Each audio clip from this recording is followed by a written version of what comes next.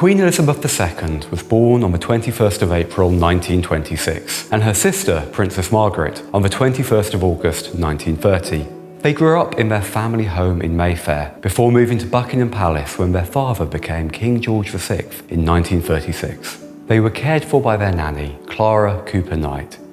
We're lucky to be here today with this extraordinary little garment. It was worn by Queen Elizabeth II when she was a baby.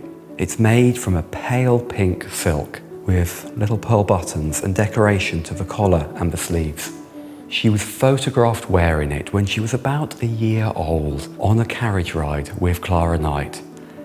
The baby coat survives because it was given to Clara Knight and then passed down through her family before we acquired it for the Royal Ceremonial Dress Collection in 2018. There's a long tradition of royal baby clothes surviving because they were given to the nannies. We even have examples from the 18th century of clothes worn by the children of George III that were given to their wet nurse. When Elizabeth was born, she was third in line to the throne. However, when her uncle Edward VIII abdicated in 1936, it became certain that one day she would be queen. These two dresses date to that pivotal year. They are two light cotton dresses, one for Elizabeth, aged 10, and the other for Margaret, aged 6. They are made from a classic floral printed fabric by Liberty, the London shop still famous for its beautiful printed textiles. They have delicate frills and a fine gauze overlay on the collar, sleeves, and pockets. It's no coincidence that the dresses look the same. When you look at photographs of Queen Elizabeth and Princess Margaret when they were children, one of the first things you notice is that they were always dressed in matching outfits. This probably wasn't that unusual for upper-class families at the time, but it was an important piece of royal image making. It showed the family as unified, close, and loving. If you look closely, you can see how the hem has been shortened and the fabric used to add a waistband and side panels to the bodice to fit a growing child. It's also a bit more stained and faded, suggesting it was worn more. And I think this shows that it was probably handed down from Elizabeth when she finally grew out of it.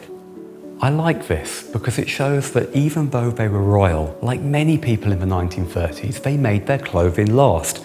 This careful reuse and attention to making things last tells us a lot about the practical nature of the household the princesses grew up in.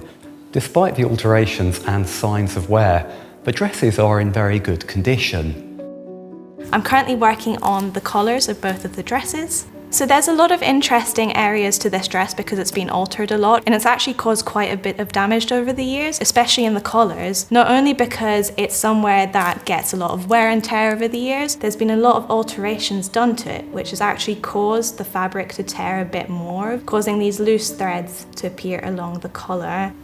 When we go into conservation treatment, we always have to discuss with the curator what we want to keep and what we don't. Because we think the alteration is such a heavy part of how Princess Elizabeth would have worn it, we want to keep them in the costume. So here we're going to keep this damaging element and work around it.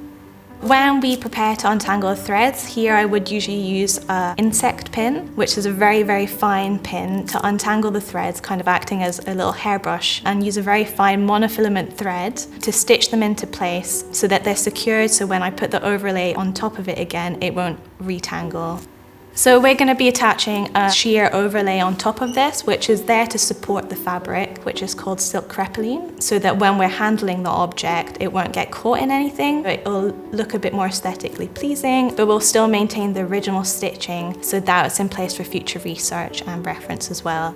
When we prepare the silk crepeline for our support, we'd want it to be wetted because the fibres are quite loose and we want to align them into place before we attach them. So we wet it out with a light spray of water and then we gently align the fibres with our fingers so that they're perpendicular to each other. I love these little dresses because they give us such a fascinating insight into the childhood of Queen Elizabeth II. They show us the beginning of the story of the little girl who would become our longest reigning monarch.